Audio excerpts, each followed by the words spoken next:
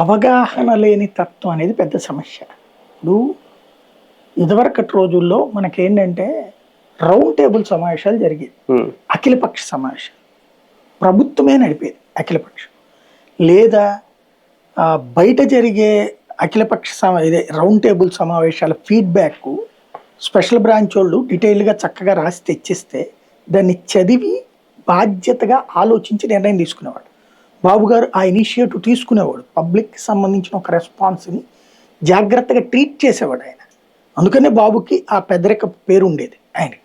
కానీ ఈ ట్రిప్ ఏమైపోయిందంటే వినాశకాల విపరీత బుద్ధి అయిపోయింది. 2017లో తీసుకొచ్చిన అంటే 22A అంతకుముందు ఎప్పటి నుంచినో 22A ఎందుకు పెట్టారు అంటే ఒకప్పుడు బ్రిటిష్ వాళ్ళ కాలంలో ఉన్నటువంటి భూములు విదేశాలకు వదిలేసి వెళ్ళిపోయినటువంటి వాళ్ళు కానీ అంటే ఇతర దేశాలకు వెళ్ళిపోయిన ఇప్పుడు ఇండియా నుంచి పాకిస్తాన్ వెళ్ళిపోయారు, వాళ్ళ భూములు అట్లా ఉండిపోయినాయి.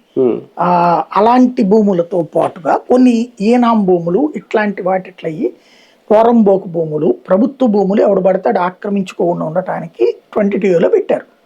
అవి ప్రభుత్వ చెరువులు, ప్రభుత్వానికి సంబంధించినటువంటి పోరంబోకు భూములు, కొండలు, కోనలు ఇట్లాంటి ఎవడో అమ్ముకుని ఆక్రమించుకోకుండా ఉండడానికి పెట్టారు. అప్పుడు కాన్సెప్ట్ ఒరిజినల్ గా అసలు 22A కాన్సెప్ట్ అది. ఎందుకంటే కొండల మీదకి ఇల్లు వేసేస్తారు. మీరు విజయవాడలో చూడండి, కొండలంతా